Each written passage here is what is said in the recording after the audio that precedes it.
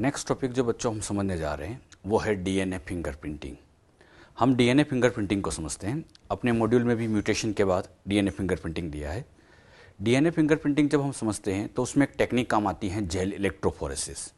वो टेक्निक मैं आपको पहले समझा रहा हूँ कि जेल इलेक्ट्रोफोरेसिस में क्या होता है, क्योंकि ये बीच में टेक्निक आती है तो इससे अच्छा है कि पहले हम इसके बारे में सब समझ लें। तो पहले बच्चों जेल इलेक्ट्रोफोरेसिस को आप समझिएगा।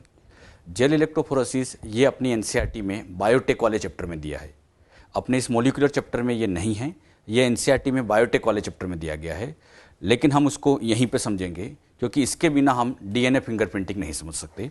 तो पहले हम आपको जेल इलेक्ट्रोफोरेसिस क्या होता है उसके बारे में समझाते हैं।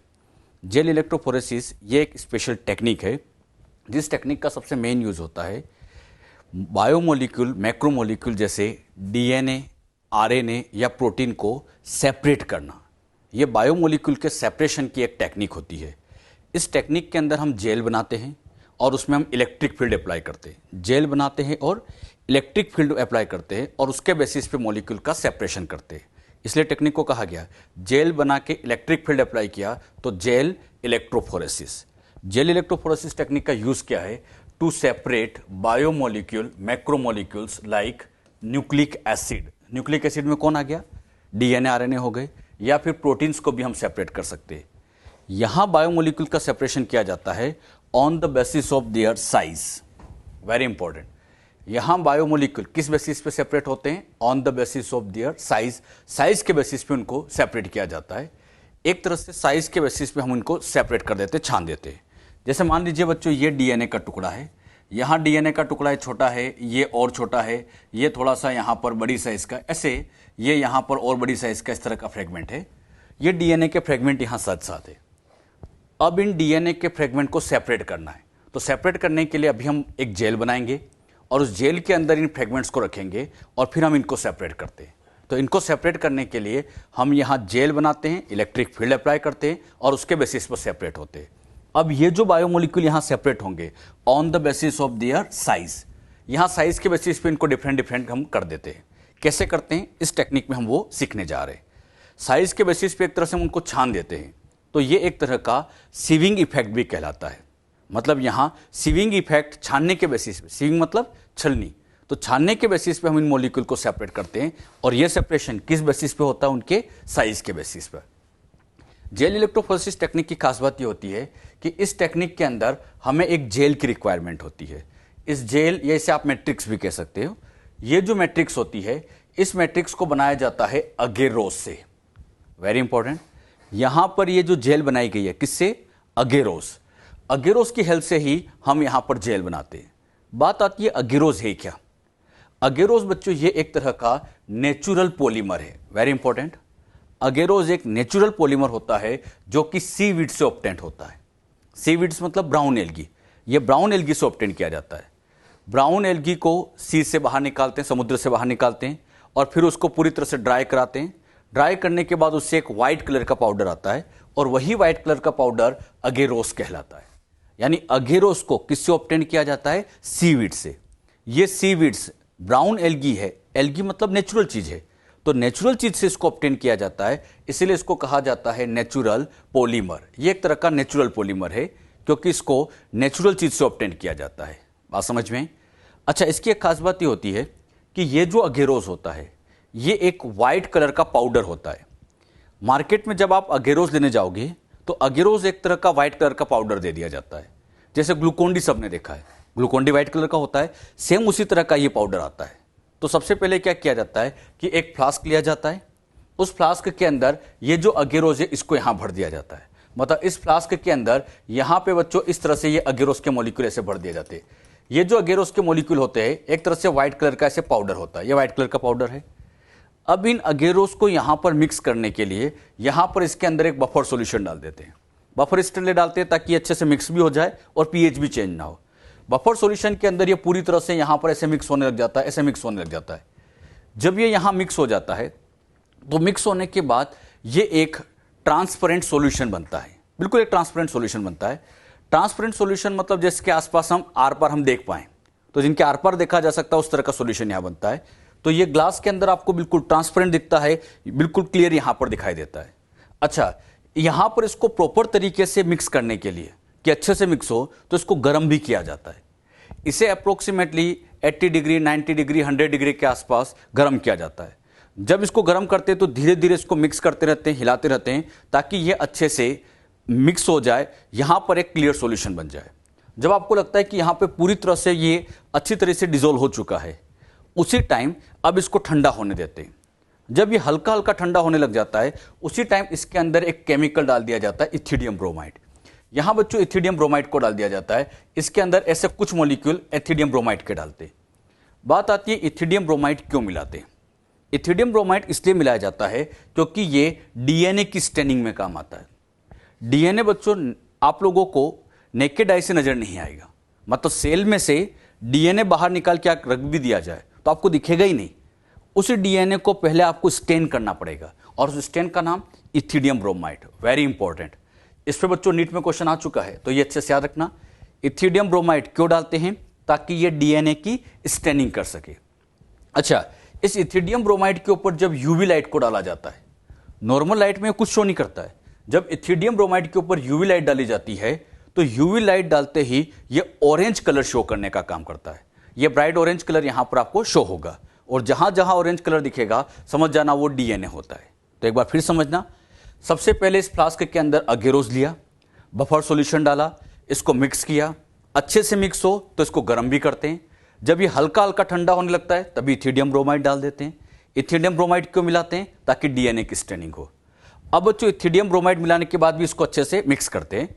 मिक्स करने के बाद अब क्या करते हैं, एक बच्चों इस तरह की ट्रे आती है, ये इस तरह की एक ट्रे आती है। इस ट्रे के अंदर ये जितना भी सॉल्यूशन है वो यहां डाल दिया जाता है।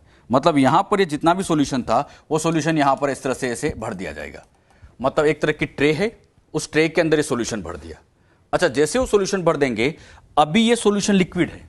कैसा है? लिक्विड है। अब इसके अंदर यहां पर ऐसे कॉम्ब को लगा देते हैं, यहां पर, यहां पर, यहां पर, इस तरह से यहां पर ऐसे एक कॉम्ब आता है, उस कॉम्ब को फिट कर देते हैं। मतलब ट्रे के अंदर एक कॉम्ब लगा दिया और यहां सॉल्यूशन भरा हुआ है, इस तरह से सॉल्यूशन भरा हुआ। ये असेंबली लगभग 15-20 मिनट तक रखते हैं। जब 15-20 मिनट हो जाते हैं तो यही लिक्विड सॉल्यूशन पूरी तरह से डेंस हो जाता है और यहां पर एक जेल तैयार हो जाती है। मतलब यही अगेरोस जमने के बाद एक जेल तैयार कर देता है।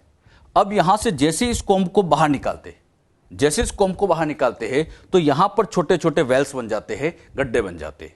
ये बच्चों कुछ इस तरह से तैयार हो जाता है। जैसे ये अगेरोस की जेल है, इस जेल के अंदर जैसे इस कॉम्ब को बाहर निकालते हैं यहां पर ऐसे छोटे छोटे वेल्स बन जाते हैं। यहां पर पूरी तरफ जेल है और यहां पर ऐसे वेल्स बन गए। ये जो आपको दिखाई दे रहे हैं इनको क्या कहेंगे? वेल्स।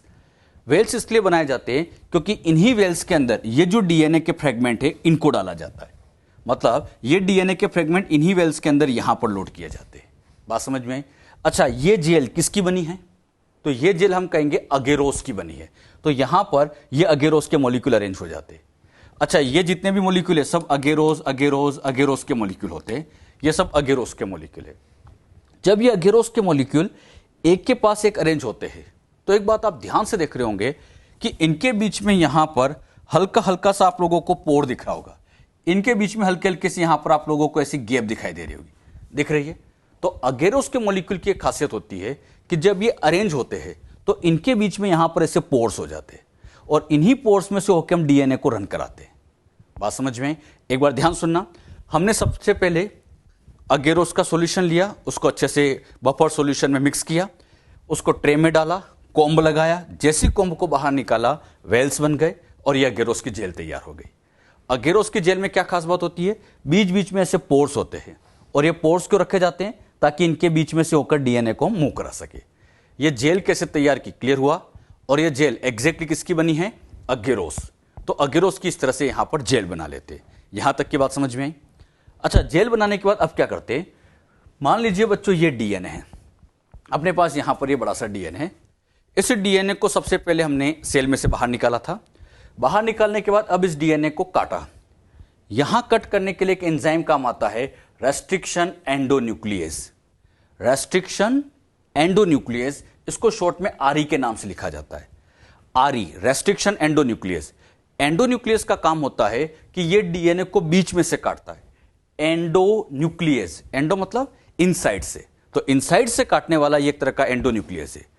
रेस्ट्रिक्शन एंडोन्यूक्लियस के कई फीचर्स होते हैं, ये फीचर आपको बायोटेक में ही पढ़ाया जाएगा। मतलब ये एंजाइम अभी प्रॉपर क्लियर नहीं होता है, अभी बस इतना ध्यान रखो, रेस्ट्रिक्शन एंडोन्यूक्लियस है जो डीएनए को बीच में से काटता है, ये बीच में से कट करने का काम करता है। इसके बारे में डिटेल में तो कहाँ आएगा, बायोटेक के अंदर, जब बायोटेक्नोलॉजी हम पढ़ते हैं तो वहां पर इसके बारे में कई सारी बातें आपको सिखाई जाती है। जैसे उसके ऊपर रेस्ट्रिक्शन एंडोन्यूक्लियस डाला, इसको शॉर्ट में हम क्या कहेंगे, आरई। आरई डालते यहां पर ऐसे डीएनए के कई फ्रेगमेंट्स बन गए। अब बच्चों ये जो कई सारे फ्रेगमेंट्स बनेंगे, डीएनए बहुत बड़ा था तो उसके कई फ्रेगमेंट्स बन गए, किसने क्रिएट किए, आरई ने।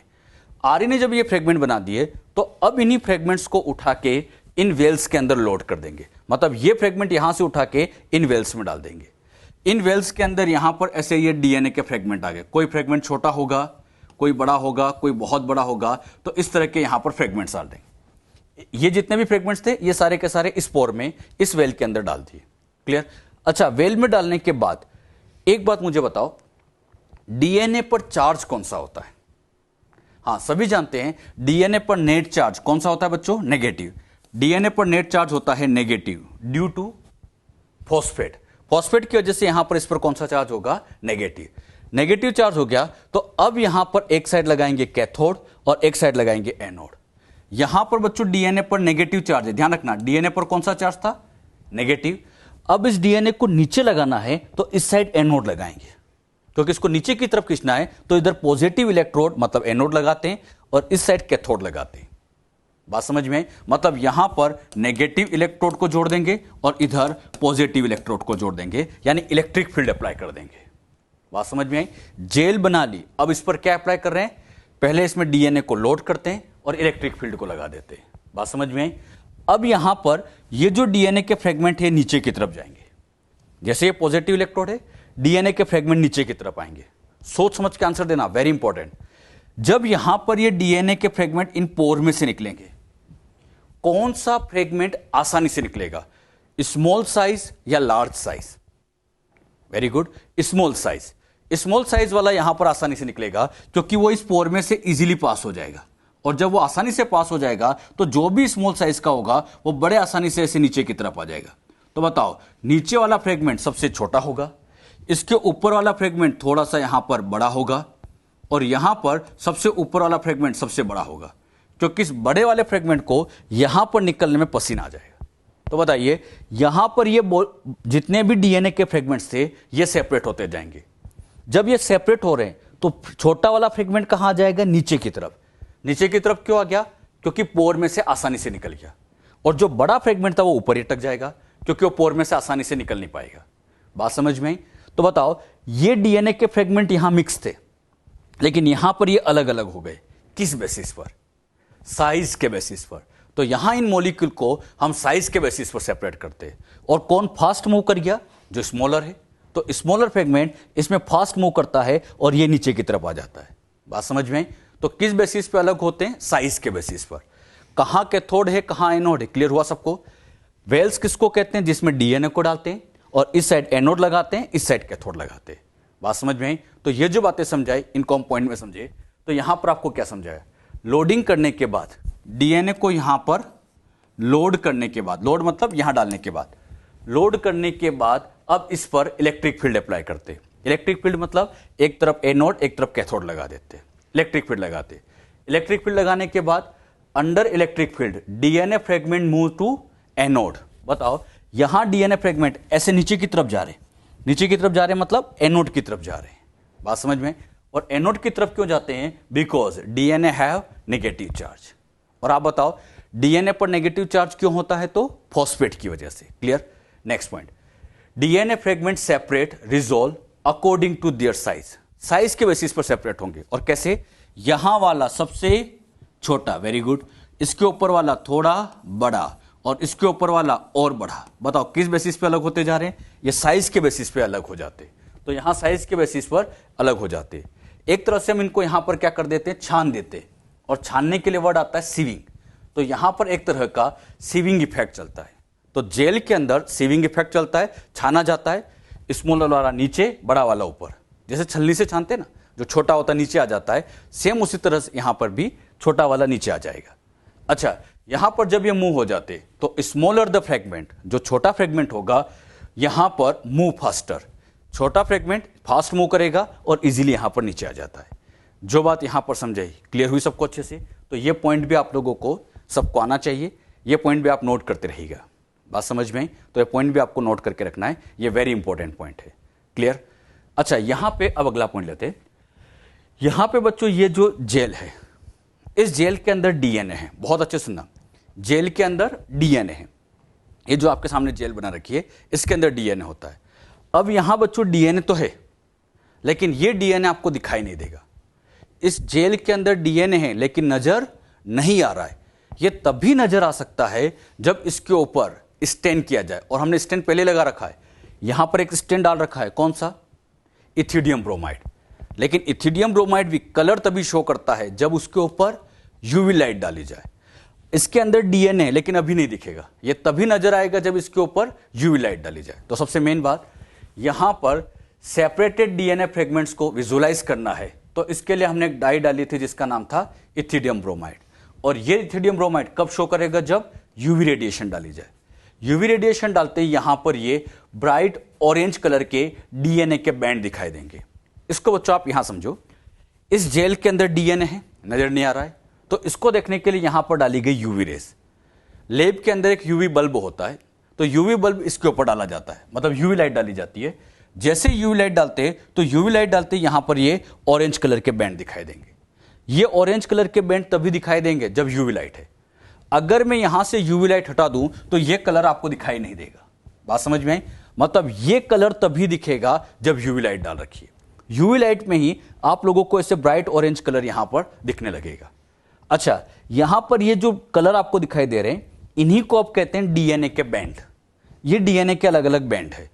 अब मुझे बताओ, इन बैंड में से कौन छोटा होगा, कौन बड़ा होगा? बता सकते हैं? अगर मैं इस बैंड के बारे में आपसे पूछूं, बताइए स्मॉलेस्ट या लार्जेस्ट? हाँ सोचो, यहां पर ऊपर की तरफ रह गया, मतलब ये वाला बैंड तो हो गया लार्जेस्ट, मतलब यहां जो डीएनए का होगा, डीएनए का फ्रेगमेंट होगा वो बड़ी साइज का होगा, और जो सबसे नीचे होगा ये वाला हो जाएगा स्मॉलेस्ट। मतलब स्मॉलेस्ट आ जाएगा नीचे की तरफ, लार्जेस्ट हो जाएगा ऊपर, और ये साइज के बेसिस पर यहां पर अरेंज होते चले जाएंगे। किस तरह से इनको सेपरेट किया गया, क्लियर हुआ? अच्छा, डीएनए के बैंड को देखना था, कौन सी डाई यूज करते हैं, अच्छे से आना चाहिए। कौन सी डाई यूज करते हैं? यहां पर जो डाई यूज की जाती है उसका नाम इथिडियम ब्रोमाइड। इथिडियम ब्रोमाइड कब कलर शो करता है? जब यूवी रेडिएशन डालते हैं, और यूवी लाइट डालते ही ये ऑरेंज कलर शो करता है। और किस तरह से यहां पे दिखाई दे रहा है, कुछ क्लियर हुआ? यूवी लाइट दिखते ही ये बच्चों ऑरेंज कलर आ गया। और ये भी याद रखना, जो इस वेल के पास में रह गया वो लार्जेस्ट है, और जितना दूर चला गया वो स्मॉलेस्ट है। या ऐसे भी पूछ सकते हैं, एनोड के पास वाला स्मॉलेस्ट होगा, और एनोड से जो जितना दूर होगा वो उतना ही लार्जेस्ट होगा। जैसे बच्चों यहां पर क्वेश्चन भी इस तरह से घुमा फिरा के पूछते हैं, यहां पर एक ऐसी जेल बना दी, इस जेल के अंदर ये डीएनए के फ्रेगमेंट है, और यहां पर ये कह दिया ये ए, ये बी, ये सी, ये डी और ये ई है। अब इसमें आप ढूंढ के बताओ कि सबसे छोटा कौन है? A B C D E, इनमें बच्चों आप लोग सर्च करके बताइए कि A B C D E में सबसे छोटा कौन है, बता सकते हैं? मैंने आपसे पूछा स्मॉलेस्ट वाला, क्या आंसर आएगा? हाँ, इस वेल से जो जितना दूर होगा वो उतना छोटा होगा, तो यहां पर ई आंसर आ जाएगा। मतलब हम कहेंगे ई सबसे छोटा होगा, और सबसे बड़ा कौन सा होगा? तो ए। अच्छा, यहां पर साइज के बेसिस पे अरेंज करें तो ए सबसे बड़ा, बी उससे छोटा, सी उससे छोटा, डी उससे छोटा, ई सबसे छोटा। मतलब ये साइज के बेसिस पे यहां पर इनको छान दिया गया, सीविंग इफेक्ट यहां लगा दिया। अच्छा, यहां पर अगर मैं इलेक्ट्रोड पूछता, पॉजिटिव नेगेटिव, ये वेल से दूर है, मतलब इधर लगाएंगे पॉजिटिव इलेक्ट्रोड, इधर तो पॉजिटिव इलेक्ट्रोड लगेगा, तो इधर वाला इलेक्ट्रोड कौन सा हो जाएगा? नेगेटिव। तो एक साइड पॉजिटिव होगा, एक साइड नेगेटिव होगा। तो ऐसे इलेक्ट्रोड भी पूछ सकते हैं कि यहां कौन सा होगा, यहां कौन सा होगा। इस तरह के क्वेश्चन एग्जाम में आते हैं, और यह आप लोगों को सबको अच्छे से आना चाहिए। अच्छा, यहां क्या प्रोसेस होती है, क्लियर हुआ सबको अच्छे से? तो जेल इलेक्ट्रोफोरेसिस टेक्निक में क्या सीखा? सबसे पहले अगेरोज लिया, उसको बफर में डिजोल्व किया, अच्छे से गर्म किया, फिर उसकी एक जेल तैयार की, उसमें वहां पे कॉम्ब को हटाते ही ऐसे वेल्स तैयार हो जाते हैं। इन वेल्स के अंदर यहां पर ही डीएनए को लोड किया जाता है। जब डीएनए को लोड करेंगे, इलेक्ट्रिक फील्ड अप्लाई करेंगे, तो नीचे वाला सबसे छोटा होगा, और ये साइज के बेसिस पे से अरेंज हो जाएगा। जेल के अंदर डीएनए होगा लेकिन दिखेगा नहीं, वो तभी नजर आता है जब यूवी रेडिएशन डाली जाए, और यूवी रेडिएशन डालते ही ये ऑरेंज कलर के बैंड आपको दिखाई देने लगते हैं। ये बातें अभी तक मैंने आपको समझाई है। जेल इलेक्ट्रोफोरेसिस टेक्निक जो होती है, इस टेक्निक में मान लीजिए बच्चों ये जो जेल, ये जो बैंड है, इस बैंड को में यहां पर जो डीएनए है, इस डीएनए को हमें बाहर निकालना है। तो इसके लिए क्या करते हैं, पहले इस जेल को इतना सा काट देते हैं, पूरा नहीं काटना है। जिस डीएनए के बैंड की जरूरत है, इसकी जरूरत है, तो इसको यहां से कट कर देते हैं। अच्छा, जैसे कट करेंगे तो ये वाला इतना सा फ्रेगमेंट बाहर आ गया। अब यहां पर इसको मेल्ट करते हैं, मेल्ट करते मतलब हल्का सा गर्म करते हैं। जैसे गर्म करेंगे तो ये डीएनए का फ्रेगमेंट ऐसे बाहर निकल जाएगा। तो जेल में से डीएनए के फ्रेगमेंट को बाहर निकाल सकते हैं। कैसे बाहर निकालते हैं, पहले उस पार्ट को, छोटे से पार्ट को काटेंगे, फिर उसको मेल्ट करेंगे, और मेल्ट करते ही ये फ्रेगमेंट बाहर निकल जाएगा। तो इनमें से कोई भी फ्रेगमेंट आप बाहर निकाल सकते हैं। तो जेल में से डीएनए के फ्रेगमेंट को ऐसे बाहर निकालना, इस टेक्निक को इल्यूशन कहा जाता है। इल्यूशन का मतलब जेल में से डीएनए फ्रेगमेंट आइसोलेट कर लो तो इसे हम इल्यूशन कहते हैं। तो इल्यूशन क्या होता है, उसकी डेफिनेशन, इल्यूशन वो स्टेप होती है जिसमें सेपरेटेड बैंड, ये जो सेपरेट किए हुए बैंड है, सेपरेटेड बैंड में से किसी बैंड को कट करते हैं अगेरो जेल में से, और डीएनए को फिर एक्सट्रैक्ट करते हैं। बात समझ में? और यही स्टेप क्या कहलाती है, इल्यूशन। बात समझ में? तो इल्यूशन का मतलब बैंड को काटो, मेल्ट करो, डीएनए को बाहर निकालो, यहां से ऐसे डीएनए को बाहर निकाल लो, यही प्रोसेस कहलाती है इल्यूशन। ये वर्ड भी बायोटेक में अपनी एनसीईआरटी में लिखा है कि इल्यूशन क्या होता है, तो ये टर्म भी आप ध्यान रखें। यहां पे बच्चों जेल इलेक्ट्रोफोरेसिस टेक्निक जो है, इसका एक यूज तो बहुत अच्छा है कि यहां पर जो डीएनए के फ्रेगमेंट्स थे, छोटे बड़े हर तरह के जो फ्रेगमेंट थे, इन फ्रेगमेंट को हमने साइज के बेसिस पे अलग कर दिया। कभी भी आगे मैं आपसे पूछूं डीएनए के फ्रेगमेंट को सेपरेट करना है, तो जैसे इन फ्रेगमेंट मिक्स थे, इनको सेपरेट करना है, तो जेल इलेक्ट्रोफोरेसिस टेक्निक काम में लेते हैं। जेल इलेक्ट्रोफोरेसिस का पहला यूज फ्रेगमेंट को सेपरेट करना, लेकिन साथ ही साथ इसका एक यूज और आता है, gel electrophoresis is also use for checking of restriction digestion. Restriction endonuclease enzyme ने डीएनए को काटा या नहीं काटा, कट किया या नहीं किया, यह चेक करना है, तो उसके लिए भी जेल इलेक्ट्रोफोरेसिस काम में लेते हैं। कैसे काम में लेते हैं, ध्यान समझिएगा। समझाने के लिए एक डीएनए आपके सामने है, इसको यहां पर एक एंजाइम से काटा, आरई में भी स्पेशली ए टाइप का, मतलब आरई में भी ए टाइप का एंजाइम लिया। जब इसको काटा तो यहां पर फ्रेगमेंट एक का एक ही रहा, मतलब इसने एक तरह से इसको काटा ही नहीं। मतलब डीएनए के ऊपर आरईए डाला लेकिन वो कटा ही नहीं, क्योंकि हो सकता है उसकी साइट वहां ना हो, उसकी जो रेस्ट्रिक्शन साइट होती है वो थी नहीं, तो ये कटा ही नहीं। इसके ऊपर यहां पे आरईबी डाला तो यहां पर कुछ ऐसे फ्रेगमेंट मिले, यहां पर इसके ऊपर ही ये आरईसी डाला, अलग आरई डाला, तो यहां पर ऐसे कई फ्रेगमेंट मिले। मतलब ए डाला, बी डाला और सी डाला, अलग अलग यहां पे आरई को डाला गया, अलग अलग रेस्ट्रिक्शन एंडोन्यूक्लियस डाले गए, तो यहां पर इस तरह के बैंड मिले। अच्छा, जब डीएनए के ऊपर हम आरई डालेंगे तो उस आरई के अंदर से आवाज आती होगी या डीएनए के अंदर से आवाज आती होगी कि मैं कट गया, ऐसा तो होता नहीं है। तो फिर कैसे पता चलता होगा कि ये कटा या नहीं कटा? इसको चेक करने के लिए यहां पर ये जेल इलेक्ट्रोफोरेसिस काम में लेंगे। जब यहां पर आरईए डालेंगे, जो भी होगा, इसको उठा के हमने इस वेल्स में डाला और यहां पर हमने देखा एक ही बैंड दिखा और ऊपर की तरफ ही दिखा, एक ही बैंड दिखा, मतलब ये कटा ही नहीं, क्योंकि जो यहां था वही का वही यहां रह गया। एक ही बैंड है तो कटा ही नहीं। लेकिन आरईबी डालते यहां पर आप देखो दो बैंड कट लग गए, एक छोटा है एक बड़ा है, तो जब इन डीएनए को उठा के यहां पर डालेंगे तो इसे दो बैंड मिलेंगे, और दो बैंड मिल गए मतलब ये कट हो गया। मतलब कह सकते हैं कि कहीं ना कहीं ये एक जगह से कटा होगा, एक बैंड बड़ा एक बैंड थोड़ा छोटा होगा, तो यहां पे कट हो गया। इसमें आप लोगों को देखिए मल्टीपल बैंड्स मिले, मतलब ये कई जगह से कटा होगा। और जब यहां पर इनको उठा के यहां पर चेक किया, अगर यहां बहुत सारे बैंड मिल गए, बहुत सारे बैंड मिल गए, मतलब ये कई जगह से कटा। तो कट हुआ या नहीं हुआ कैसे चेक किया? एक ही बैंड मिला, एक ही बैंड मिला, मतलब डाइजेशन नहीं हुआ, कट नहीं लगा, ये अनडाइजेस्टेड था। यहां पर डाइजेशन हुआ, यहां डाइजेशन हुआ। अब बताओ ए बी सी में कहां डाइजेशन सबसे अच्छा हुआ? सी के अंदर डाइजेशन सबसे अच्छा हुआ तो अधिक बैंड मिले, और ए में डाइजेशन हुआ ही नहीं तो यहां पर एक ही बैंड मिले। अच्छा, इस पॉइंट से हम एनसीईआरटी का एक डायग्राम समझते हैं। एनसीईआरटी के अंदर एक फिगर दिया हुआ है 11.3, फिगर 11.3, ये बायोटेक के अंदर दिया गया है। वो बच्चों कुछ इस तरह का फिगर है। एनसीईआरटी में फिगर 11.3 जब आप देखोगे तो इस तरह का फिगर होगा। अब इस फिगर में इधर लगा रखा है कैथोड, इधर एनोड है, ये वही वेल्स है। अब यहां देखिएगा, सोच समझ के आंसर देना सभी। यहां पर कितने बैंड दिखाई दे रहे हैं इस लाइन में, लाइन नंबर 1 में। लाइन नंबर 1 में आपको एक ही बैंड दिख रहा है, इसका मतलब डाइजेशन नहीं हुआ, मतलब ये अनडाइजेस्टेड है। यहां पर बैंड दिख रहे हैं, यहां बैंड दिख रहे हैं, यहां बैंड दिख रहे हैं, यानी 2, 3, 4, 2, 3, 4 में आपको बैंड ज्यादा दिखाई दे रहे हैं, मतलब यहां डाइजेशन हुआ। अब मैं कहूंगा किसमें सबसे ज्यादा डाइजेशन हुआ, सबसे अच्छा डाइजेशन हुआ, तो हम कहेंगे 4 में। तो 4 में सबसे अच्छा डाइजेशन हुआ क्योंकि इसमें बैंड ज्यादा दिखाई दे रहे।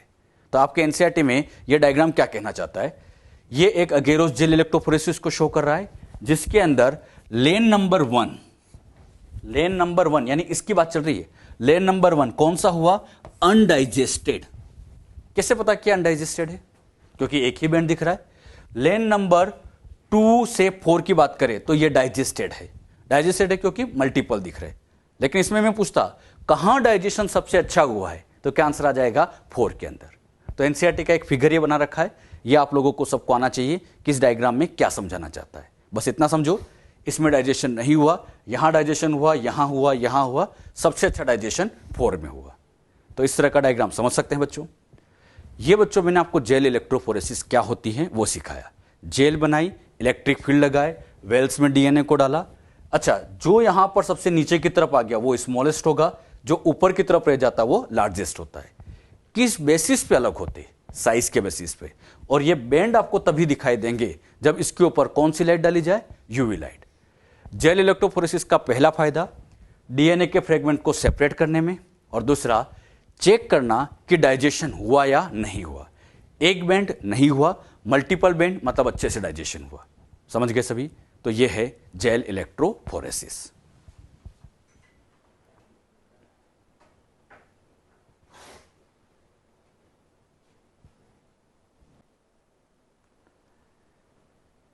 हम बच्चों डीएनए फिंगरप्रिंटिंग समझने वाले हैं। उसमें एक टेक्निक तो जेल इलेक्ट्रोफोरेसिस काम में ली जाती है, और एक टेक्निक और काम में लेते हैं पीसीआर। तो पहले आप लोगों को पीसीआर भी समझा दें। पीसीआर ये बायोटेक्नोलॉजी का ही पार्ट है।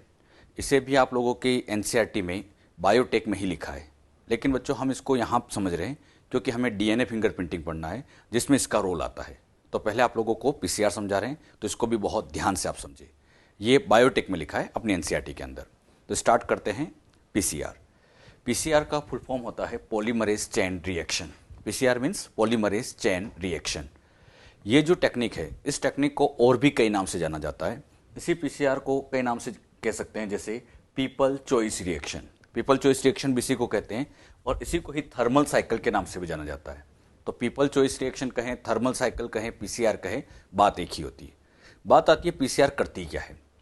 पीसीआर का सबसे मेन काम होता है डीएनए को एम्पलीफाई करना। डीएनए एम्पलीफाई का मतलब होता है डीएनए की नंबर को बढ़ाना। मान लीजिए बच्चों कहीं पर कुछ क्राइम हो जाए और वहां से एविडेंस के फॉर्म में पुलिस को कुछ सैंपल मिले, कुछ सैंपल मिल गया, कुछ डीएनए मिल गया, लेकिन उस डीएनए की क्वांटिटी बहुत कम है। इतनी कम क्वांटिटी है कि इससे आगे का एक्सपेरिमेंट ही नहीं हो रहा है। तो हमें डीएनए के नंबर को बढ़ाना पड़ेगा, और डीएनए के नंबर को बढ़ाने के लिए सबसे बेस्ट तरीका होता है पीसीआर। पीसीआर का सबसे मेन फंक्शन यही है, डीएनए को एम्पलीफाई करना। एम्पलीफाई मतलब उसकी नंबर को बढ़ाना।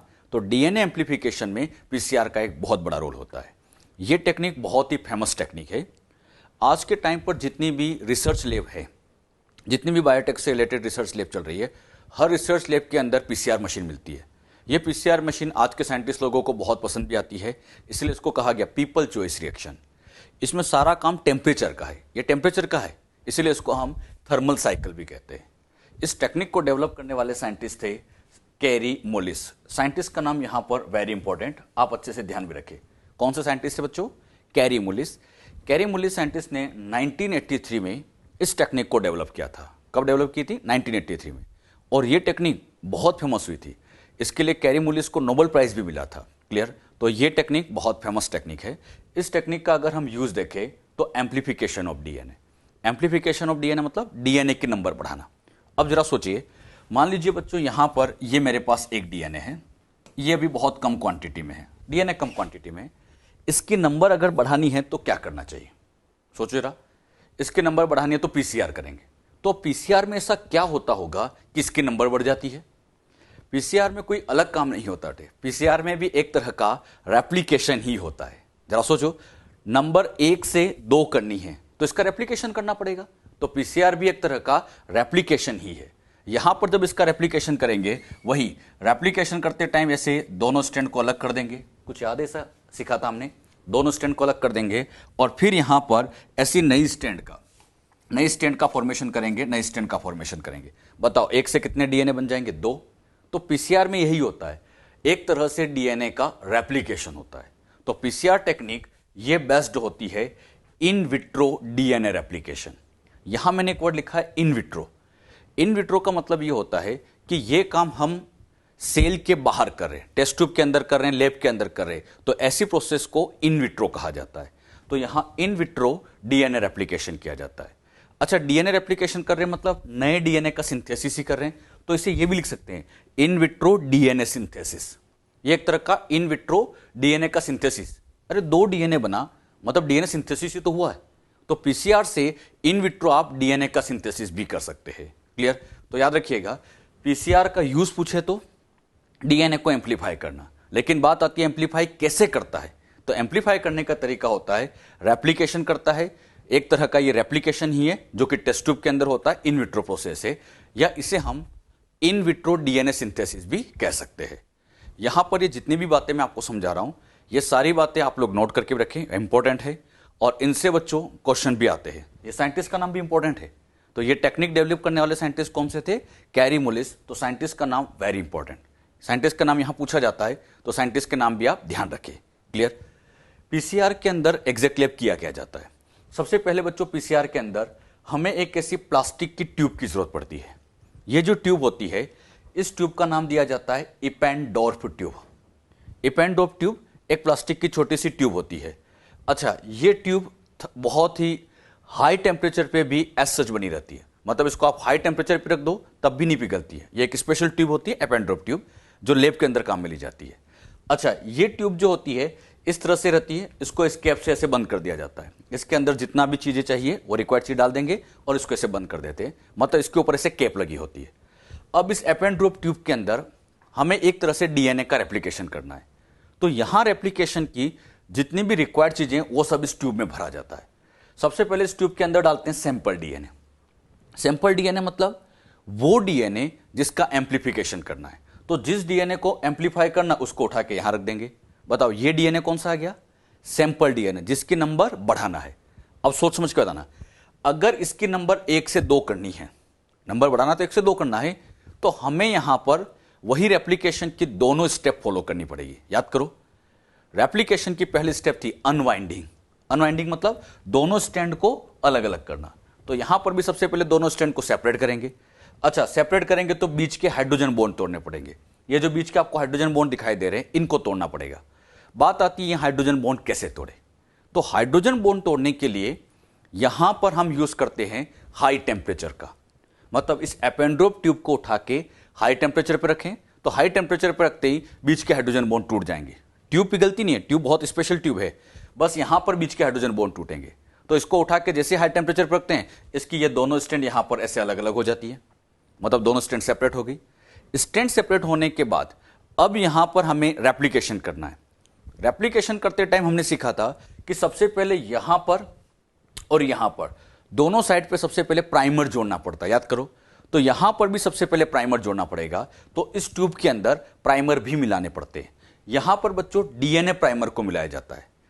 हम जब रेप्लिकेशन पढ़ रहे थे तो हमने आरएनए प्राइमर का यूज किया था, बहुत ध्यान सुनना, आरएनए प्राइमर यूज किया था, लेकिन यहां हम आरएनए प्राइमर नहीं डीएनए प्राइमर का यूज कर रहे हैं। डीएनए प्राइमर लगाने से फायदा यह होता है कि मान लीजिए यहां डीएनए प्राइमर लग गया, यहां पर भी डीएनए प्राइमर लग गया, तो ये डीएनए प्राइमर डीएनए के बने हैं, तो इनको हटाने की जरूरत नहीं पड़ती है। याद करो, जब हम रेप्लिकेशन पढ़ रहे थे तो आरएनए प्राइमर लगाया था और आगे जाके उन आरएनए प्राइमर को हटाया था डीएनए पॉलीमरेज फर्स्ट एंजाइम ने। कुछ याद हो ऐसा आप लोगों को? तो यहां पर बच्चों डीएनए प्राइमर ही लगा देंगे, ताकि इससे फायदा यह होगा कि इसको हटाने वाली जो स्टेप है उससे हम बच सके। क्लियर? और ये सारा काम तो हम टेस्ट ट्यूब के अंदर कर रहे हैं, तो अपनी मर्जी से हम आर्टिफिशियल यहां प्राइमर जोड़ सकते हैं। तो ये जो डीएनए प्राइमर होते हैं, इनको आर्टिफिशियली बनाया जाता है। इनको आर्टिफिशियली क्रिएट किया जाता है और इसको इन ट्यूब के अंदर डाल देते हैं, फिर ये डीएनए प्राइमर यहां के जुड़ जाता है। क्लियर? अब यहां पर नई चेन बनानी है। अब सोचो, पुरानी चेन के अंदर यहां टी लिखा है, तो नई चेन के अंदर क्या आएगा? ए। याद है कुछ?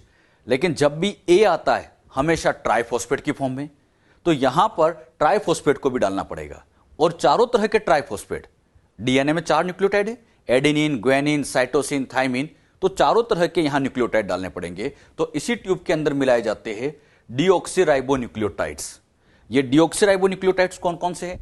तो डीएटीपी, डी क्यों लिख रहे हैं? हाँ, डीऑक्सीराइबो से डीएनए बनाने जा रहे हैं, तो डीएटीपी, डीजीटीपी, डीसीटीपी और डीटीटीपी, और इन चारों को उठा के इस टेस्ट ट्यूब के अंदर डाल दिया जाएगा। अच्छा, इनको टेस्ट ट्यूब में इसलिए डाल रहे हैं ताकि यहां पर और यहां पर नई चेन बन सके। इन्हीं की हेल्प से यहां पर ऐसे चेन बनेगी और यहां पर भी ये चेन बनेगी, और आप देखेंगे ऐसे 2 डीएनए बनेगा। लेकिन सबसे इंपॉर्टेंट क्वेश्चन, ये चेन बनाने के लिए कोई ना कोई एंजाइम तो चाहिए, कोई ना कोई एंजाइम चाहिए। बात आती है यहां कौन सा एंजाइम यूज करें, तो यहां पर एक स्पेशल एंजाइम यूज करेंगे। चेन बनाने वाला कौन सा होता है? हाँ, याद करो, डीएनए पॉलीमरेज। तो इसके अंदर भी डीएनए पॉलीमरेज डालेंगे। अब सोचो, अगर हम अपनी सेल का डीएनए पॉलीमरेज लें और इसके अंदर डाल दें, अपनी सेल का डीएनए पॉलीमरेज यहां काम नहीं करेगा, क्योंकि यहां बच्चों में हाई टेम्परेचर लेना पड़ता है, क्योंकि हाई टेम्परेचर पे बॉन्ड तोड़ते हैं। सब कुछ टेम्परेचर का खेल है यहां पर, तो हाई टेम्परेचर यूज करते हैं, तो अपनी सेल का एंजाइम यहां काम नहीं करता है। तो इसके अंदर यहां एक स्पेशल डीएनए पॉलीमरेज डाला जाता है जिसका नाम है टेक डीएनए पॉलीमरेज। इस टेक डीएनए पॉलीमरेज की खास बात यह होती है कि थर्मो स्टेबल एंजाइम है। थर्मो स्टेबल से मतलब हाई टेम्परेचर पे भी काम करता रहता है, कितना भी हाई टेम्परेचर दे दो तब भी यह काम करता रहता है, इसलिए इसको कहा जाता है थर्मो स्टेबल। तो थर्मो स्टेबल एंजाइम यहां पर डाला जाता है। यह एक स्पेशल एंजाइम है टेक डीएनए पॉलीमरेज, जो कि एक बैक्टीरिया, थर्मोकोकस बैक्टीरिया से इसको बाहर निकाला जाता है। अच्छा, इस एंजाइम की क्या खास बात है? हाई टेम्परेचर पे भी यह काम करता रहता है, तो वो भी इसके अंदर डाला जाता है। कहने की बात यह है कि यहां रेप्लिकेशन करने के लिए जितनी भी रिक्वायर्ड चीजें थी सब इस एपेंड्रोप ट्यूब में डाल देते हैं। क्या क्या डालते हैं? सैंपल डीएनए, आरएनए प्राइमर नहीं, कौन से प्राइमर? DNA primer. ये छोटे छोटे प्राइमर डालते हैं, हर तरह के न्यूक्लियोटाइड्स डालते हैं, एक special Taq DNA polymerase enzyme डालते हैं। इन सबको डालने के बाद इस ट्यूब को ऐसे बंद कर देते हैं, मतलब इस कैप से इसको बंद कर देते हैं। बंद करने के बाद अब इसको उठा के हम पीसीआर मशीन के पास ले जाते हैं। एपेंड्रोप ट्यूब, ये तो प्लास्टिक की छोटी सी ट्यूब थी, इसको उठा के कहां ले जाते हैं? PCR machine. एक बच्चों इस तरह की ये पीसीआर मशीन होती है, ये पीसीआर मशीन होती है, लैब के अंदर रहती है। अच्छा, इस पीसीआर मशीन के अंदर अब इस ट्यूब को उठा के यहां रख देंगे, मतलब इस ट्यूब को ले जाके इस पीसीआर मशीन में, आप देख रहे हैं ये वाली जगह, तो इस वाली जगह के अंदर इस ट्यूब को उठा के यहां रख देते हैं। फिर उसको, ट्यूब बहुत छोटी होती है, रखने के बाद इसको इस कैप से बंद कर देते हैं और यहां पर फिर एक प्रोग्राम सेट करते हैं। वो प्रोग्राम क्या सेट करते हैं उसको मैं अभी आपको थोड़ी देर में समझाऊंगा। अभी जो बात यहां समझाई गई, ये क्लियर हुई सबको अच्छे से? क्या मैंने बताया? जितनी भी रिक्वायर्ड चीजें थी सारी की सारी रिक्वायर्ड चीज इस ट्यूब में डाली, ट्यूब को बंद किया, बंद करने के बाद इस मशीन के पास ले गए जिसका नाम है पीसीआर मशीन, और इस पीसीआर मशीन में फिर हम प्रोग्राम सेट करते हैं। अभी मैंने आपको समझाया कि इस पीसीआर के अंदर क्या क्या रिक्वायरमेंट होती है, तो पहले हम उस रिक्वायरमेंट को नोट कर ले। रिक्वायरमेंट, तो यहां पर सबसे पहली रिक्वायरमेंट थी एपेंड्रोप ट्यूब। इस तरह की जो ट्यूब थी एपेंड्रोप ट्यूब थी, प्लास्टिक की होती है छोटी सी ट्यूब। सेकंड नंबर पे हमें रिक्वायरमेंट थी सैंपल डीएनए, जिसको हमें एम्पलीफाई करना है। Third, DNA primer. प्राइमर छोटे होते हैं, तो यहां वर्ड लिखा ओलिगोन्यूक्लियोटाइड, कई बार ऑप्शन में लिखा जाता है ओलिगोन्यूक्लियोटाइड प्राइमर। ओलिगोन्यूक्लियोटाइड मतलब छोटी साइज के प्राइमर। अच्छा, ये याद रखना, पीसीआर में कौन सा प्राइमर काम में लेते हैं?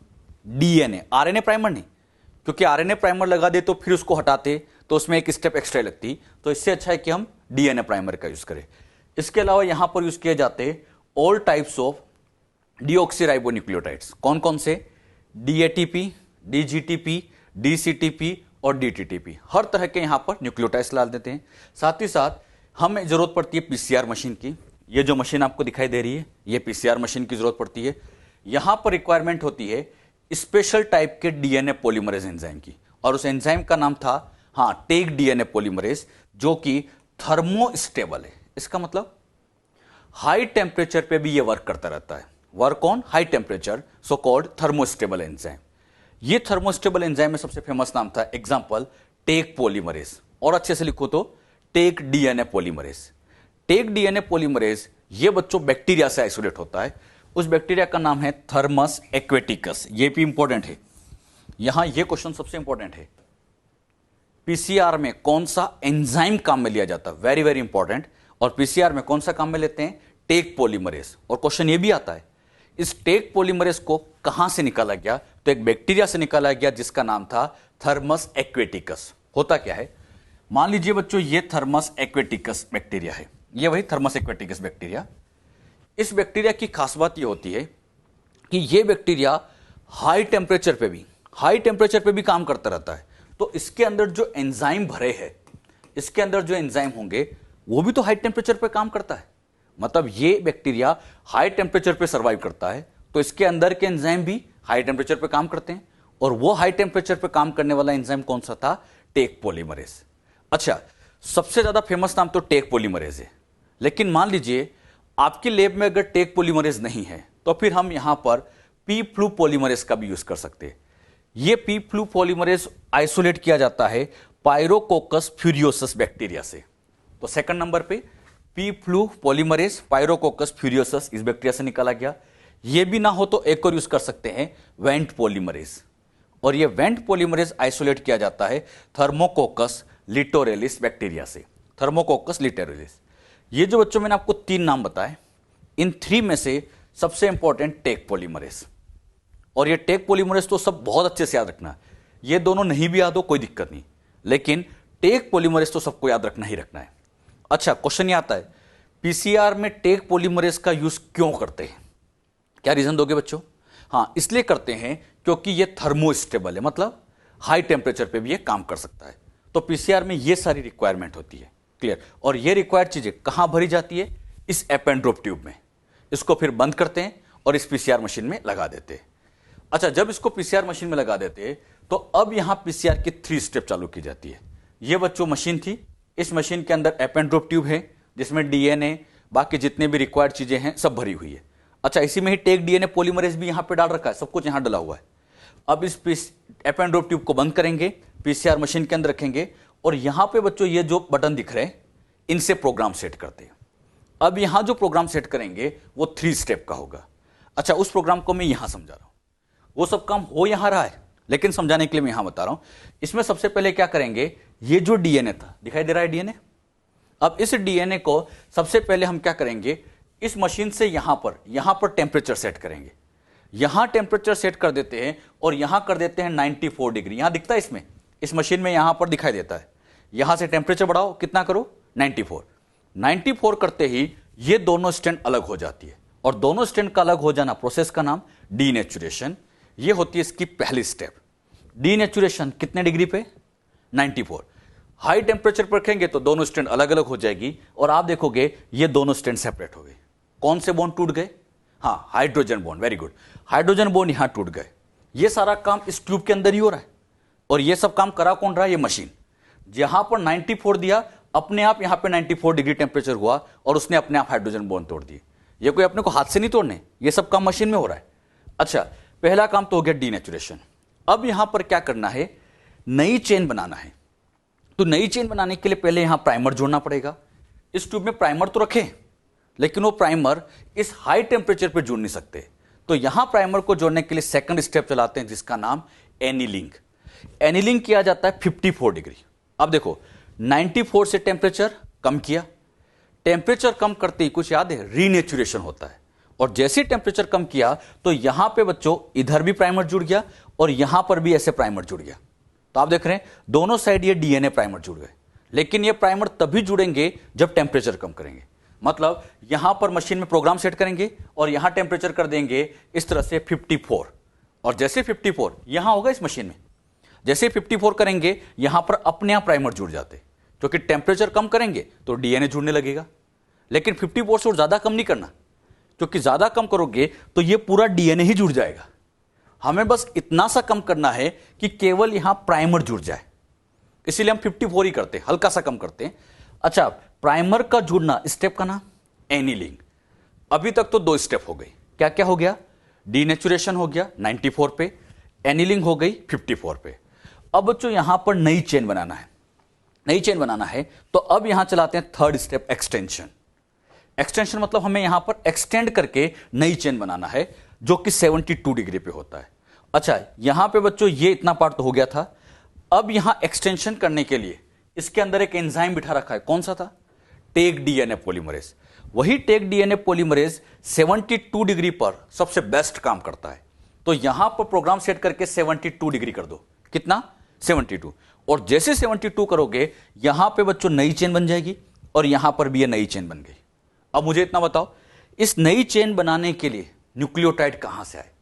हाँ, हमने सब इस ट्यूब में डाल रखा है, इस ट्यूब में न्यूक्लियोटाइड डाल रखे हैं और उसी न्यूक्लियोटाइड से यहां भी चेन बन गई, यहां भी चेन बन गई। अब बताओ कितने डीएनए तैयार? 2। शुरुआत में कितना था? यहां पर स्टार्टिंग में ये बच्चों यहां पर 1 डीएनए था, लेकिन अब यहां जाके लास्ट में 2 डीएनए बन गए। तो 1 से डबल कर दिया। और डबल करने के लिए पीसीआर में 3 स्टेप फॉलो की। तीनों स्टेप एक बार फिर सुन लेना।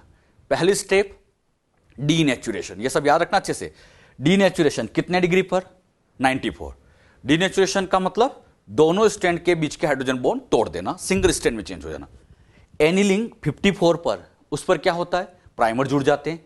और एक्सटेंशन 72 डिग्री पर, जिसमें ऐसी लंबी लंबी चेन बन जाती है। मेरा क्वेश्चन, एक्सटेंशन 72 डिग्री पर क्यों किया? यस, इसलिए बच्चों 72 डिग्री पर करते हैं क्योंकि इसी टेम्परेचर पर ही टेक डीएनए पॉलीमरेज अच्छे से एक्टिव होता है। उसके लिए एक तरह से आप कह सकते हो ऑप्टिमम टेम्परेचर है। और वही टेक डीएनए पॉलीमरेज यहां पर बड़े आसानी से ऐसी चेन बना सकता है। बताओ 1 से कितने डीएनए बन गए? 2। अब फिर से यहां पर वही 3 स्टेप फॉलो करते हैं। पहली स्टेप बोलो डीनेचुरेशन, फिर बोलो एनिलिंग, फिर बोलो एक्सटेंशन। तो यहां 2 के बजाय अब हो जाएंगे 4 डीएनए। मतलब यही स्टेप फिर फॉलो करोगे तो ये 2 के 4 हो जाएंगे। फिर अगली बार फॉलो करोगे तो 8 हो जाएंगे। तो ऐसे डीएनए के नंबर यहां पर मल्टीपल टाइम्स आप बढ़ा सकते हो, बहुत सारी बढ़ा सकते हैं। और बढ़ाने के लिए जो मशीन काम में लेगी, नाम बोलो, पीसीआर मशीन। सारा काम इस पीसीआर मशीन में होता है। और ध्यान से देखो, इस मशीन में सारा खेल टेम्परेचर का चल रहा है। कभी हम 94 कर रहे हैं, फिर 54 कर रहे हैं, 72। अरे यहां पर मशीन में टेम्परेचर ही तो चेंज कर रहे हैं। टेम्परेचर चेंज कर रहे हैं, यह काम अपने आप होता जा रहा है। तो सारा काम टेम्परेचर का है। तो एक तरह से यहां पर टेम्परेचर की साइकिल चलती है। इसीलिए पीसीआर का दूसरा नाम लिखा था थर्मल साइकिल। थर्मल मतलब टेम्परेचर, तो ये टेम्परेचर की साइकिल है, इसलिए नाम दिया गया थर्मल साइकिल। क्लियर? कितनी स्टेप फॉलो होगी? 3। यहां पर वही 3 स्टेप। पहली स्टेप थी डीनेचुरेशन 94 पे, ये सब याद रखो, वेरी इंपॉर्टेंट। इसमें क्या होता है? डबल स्ट्रैंड सिंगल स्ट्रैंड में चेंज हो जाता है। सेकंड स्टेप आती है एनिलिंग, जिसको हम कूलिंग भी कह सकते हैं, 54 क्योंकि टेम्परेचर कम करते हैं। अच्छा, इसमें क्या होता है? डीएनए प्राइमर अटैच हो जाते हैं। और थर्ड स्टेप आती है एक्सटेंशन, जो 72 डिग्री पे होता है, जिसके अंदर टेक पॉलीमरेज एंजाइम, इसी में टेक पॉलीमरेज काम आता है, और एक लंबी चेन यहां पर, न्यू चेन का यहां पर सिंथेसाइज करता है। तो ये 3 स्टेप है। क्वेश्चन ऐसे पूछेंगे, इनका ऑर्डर क्या होता है? नीट में आ चुका है क्वेश्चन कि इन तीनों स्टेप का ऑर्डर क्या है। तो पहले डीनेचुरेशन, फिर एनिलिंग, फिर एक्सटेंशन। और ये टेम्परेचर भी इंपॉर्टेंट है, तो आप ये टेम्परेचर भी अच्छे से याद करें। तो दोनों ही इंपॉर्टेंट होता है। अच्छा, पहली बार पीसीआर चलाए तो 2 डीएनए, फिर रिपीट करेंगे तो 4, फिर 8, ऐसे इंक्रीज होते जाएंगे। तो अगर हम n साइकिल बाद पीसीआर के टोटल नंबर ऑफ डीएनए पूछा जाए, after n cycle of PCR total number of DNA पूछा जाए, तो इसको निकालने का सिंपल तरीका 2 की पावर n। और n यहां पर इंडिकेट करता है नंबर ऑफ साइकिल। जब बच्चों आप बायोटेक वाला मॉड्यूल सोल्व करोगे तो उसमें से क्वेश्चन दे रखा है, एक क्वेश्चन वहां पूछा है, पीसीआर को 6 साइकिल तक चलाया गया। पीसीआर को 6 साइकिल तक चलाया गया। बताओ टोटल डीएनए कितना बनेगा? कैसे सोल्व करोगे? 2, कितनी साइकिल होगी? 6, तो 2 की पावर 6 से इसको सोल्व कर लेना। कर सकते हैं ऐसे क्वेश्चन। तो ऐसे क्वेश्चन यहां पर बनाए जा सकते हैं। आप बस फॉर्मूला याद रखना, 2 की पावर n से। तो यहां पर 3 स्टेप है। n साइकिल बाद टोटल डीएनए पूछा जाए तो 2 की पावर n से हम सोल्व करेंगे। हमने इस पीसीआर में क्या सीखा? एक आउटलाइन सबको अच्छे से आना चाहिए।